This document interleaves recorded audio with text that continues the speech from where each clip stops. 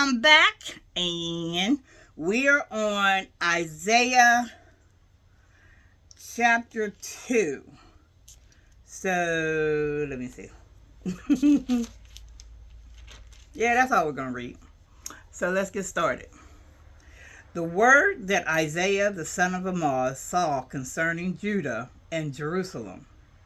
And it shall come to pass in the last days that the mountain of the Lord's house shall be established in the top of the mountains, and shall be exalted above the hills, and all nations shall flow unto it.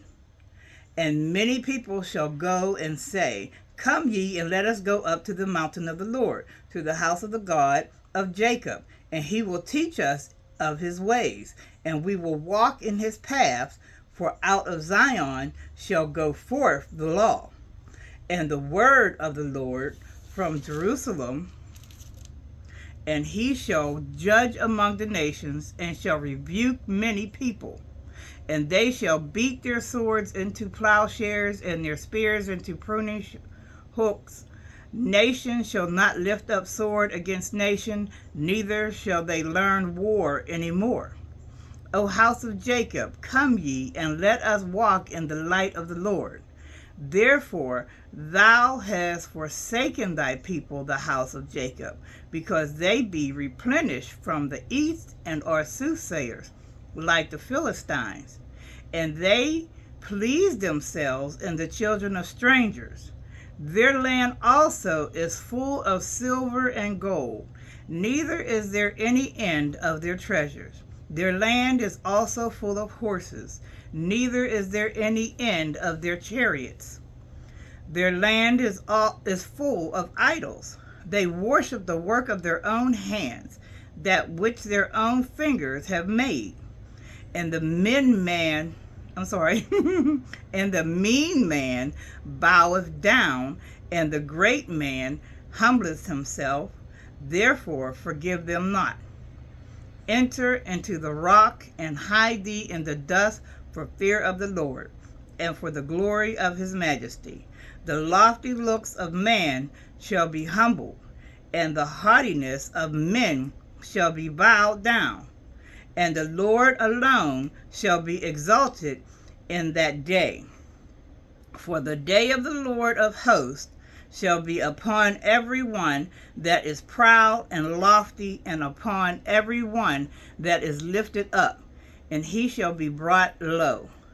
And upon all the cedars of Lebanon that are high and lifted up, and upon all the oaks of Bashan, and upon all the high mountains, and upon all the hills that are lifted up, and upon every high tower, and upon every fence wall, and upon all the ships of Tarshish, and upon all pleasant pictures.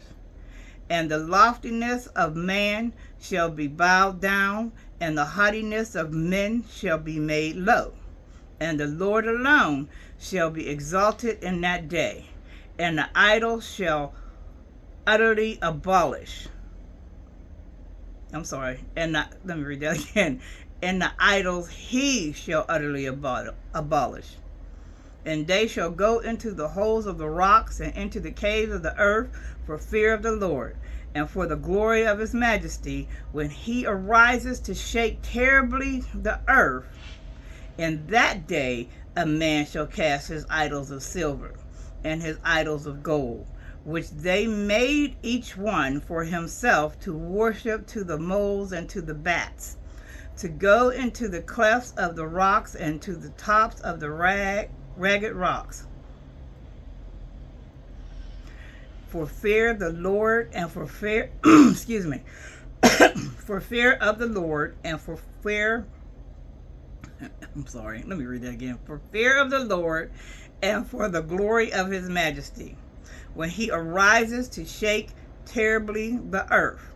Cease ye from man, whose breath is in his nostrils, for wherein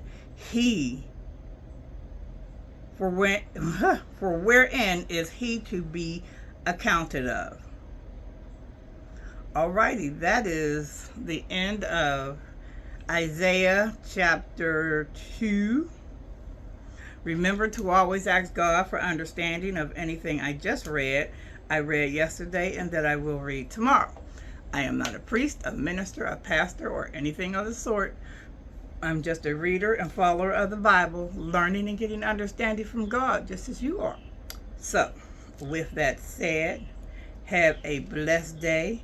And remember, God is. Walk with Jesus, because when you walk with Jesus, God shows up. Love you.